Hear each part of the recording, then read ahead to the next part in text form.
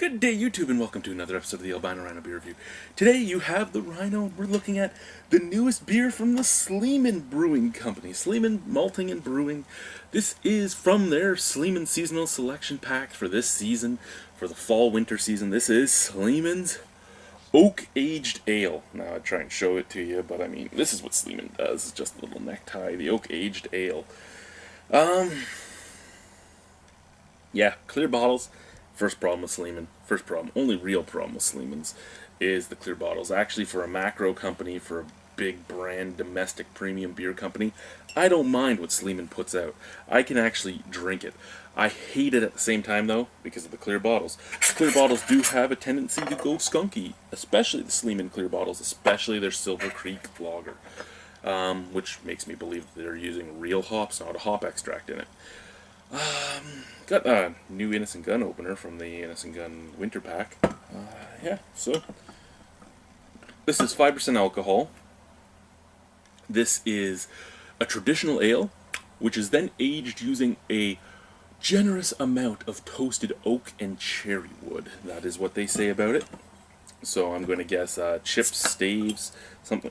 Ooh! You know what? We may have a new winner. Just the tiniest dimple in the back corner. So this actually has a, see, most openers, like here's the old Innocent Gun opener, has the twirled lip, which makes it more a prying action. Where this one is completely flat on both sides.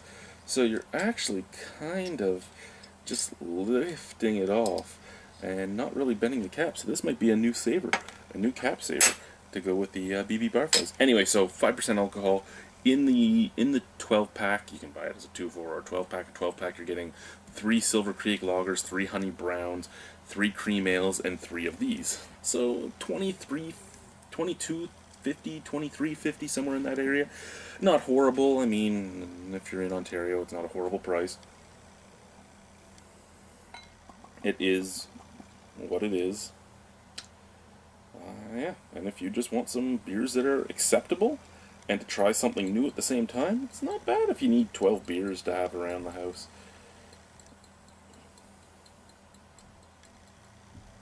There we go. Didn't pour it as vigorously as I could have, but not really any head, just a very thin line of bright white. You saw the color in the bottle. In the glass where it's spread out more, it's more of a reddish hue. Before it was kind of just a honey brownish hue. But yeah, it has a reddish hue to it. Looks nice. Smell?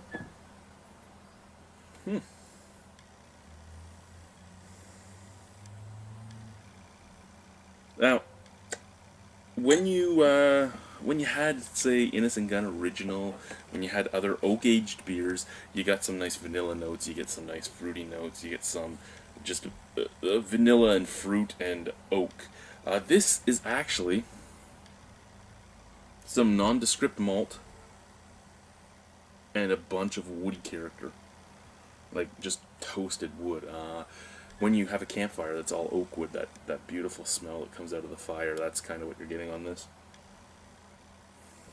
Very subtle, though, very subtle. Let's try it. Cheers.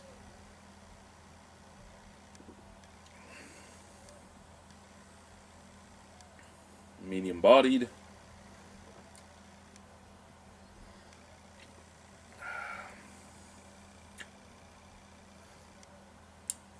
A little bit of malt. A little bit of roastiness.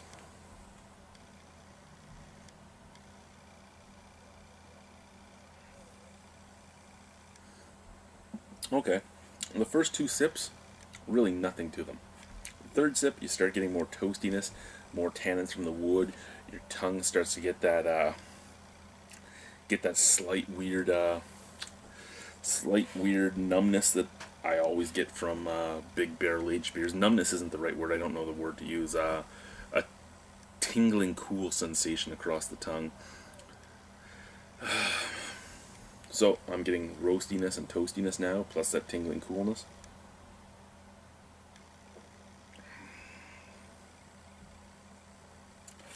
With each subsequent sip, more and more flavors are coming out. A little bit of vanilla starting to round up at the top.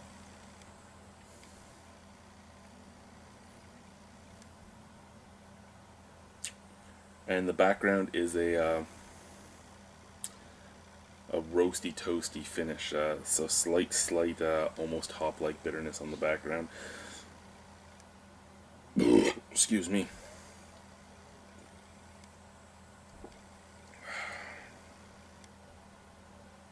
That is actually quite nice. Nothing spectacular. Nothing spectacular. If you like your barrel aged beers, if you like Innocent Gun Original, even if you like anything like that, this is not anywhere close to it. Actually, what this is reminding me of is what Rickard's Oak House was the first time it came out. When Rickard's Oak House first came out, it was actually a very nice beer made by a macro company, and this is the same thing. This is a very nice beer made by a macro company. You're not getting that corn taste, you're not getting the funk, you're not getting rice, you're not getting corn chip, you're not getting anything like that. You're getting malt, some vanilla, some wood tannins, some roastiness. It's just a very nice beer, almost like a caramelized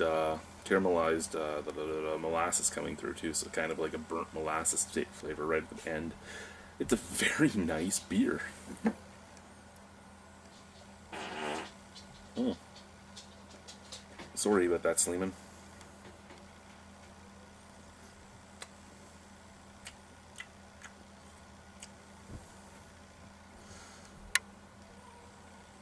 I'm actually quite fond of this. I wish this was a year-round release. I wish you could buy this as a 12-pack on its own. I think the only thing going against this is that I have to get 3 Honey Brown, 3 Cream, and 3 Silver Creek with it. I don't actually mind the Silver Creek. I don't hate the Cream Ale. I'm not a big fan of their Honey Brown. But when I go out and I buy a 12-pack, you know what you guys should do? Sleeman, this is what you should do.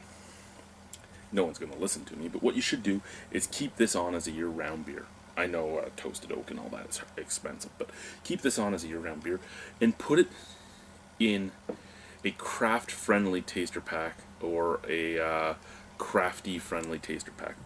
Do this with your IPA, your fine porter, and I guess your dark, or throw in your Silver Creek lager just for shits and giggles.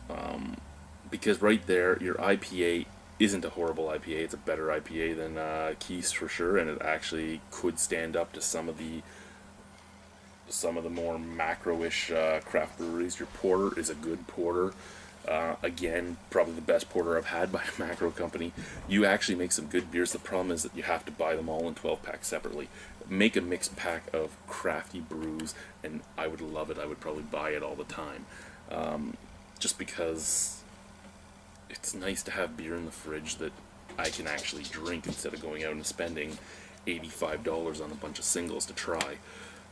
Every once in a while I would like some stuff in the fridge for Beer Dweebs United and stuff like that, and that's something I could drink and support.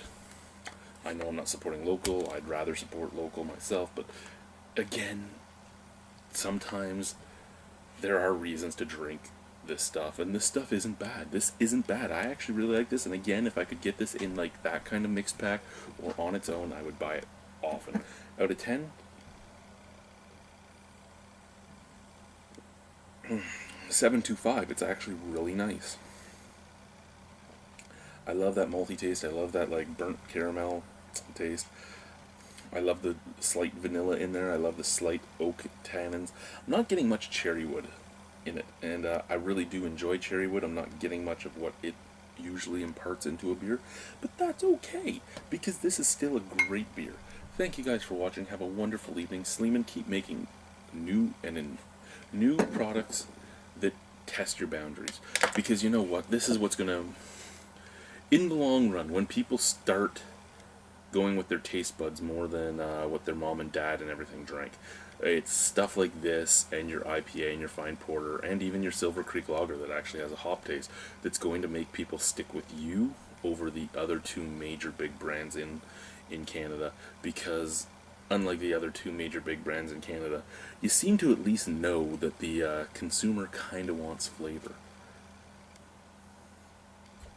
And, well, the new consumer is starting to want more and more flavor, I should say, because you still have a majority of people drinking Bud and Coors and Labatt and Keith's and other such things.